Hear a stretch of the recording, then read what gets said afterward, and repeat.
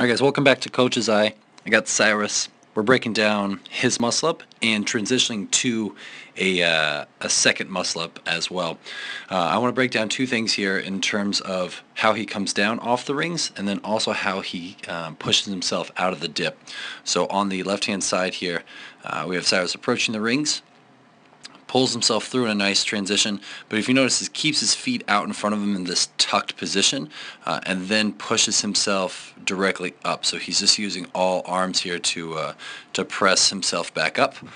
And then I'm on the right hand side here, kick over the top. My feet drop underneath me in the top of my dip, so I'm essentially establishing a bottom dip position, and then I'm going to drive my feet up into my butt. So I'm actually thinking about kicking my butt, and that's sending my shoulders up off the rings. So I have a little momentum as I come and kick the. Holy shit! I almost hit the bar. Kick my butt up to extend out of the dip. So I'm really trying to drive those feet up as opposed to just pressing straight out using my arms.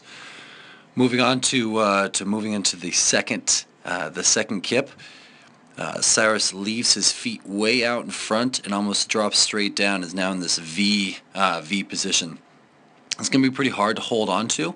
What I'd like to see him establish is more of just this hollow position. So he's just kind of on the right hand side here, kind of placing my feet out in front of me so that my kip isn't too crazy when I come down to the bottom. You notice that Cyrus really whips down and comes back back up and around. It's just a longer range of motion, so he's holding onto the rings a little bit longer, more than he needs to. So what we want to try to do is point those toes out in front of us.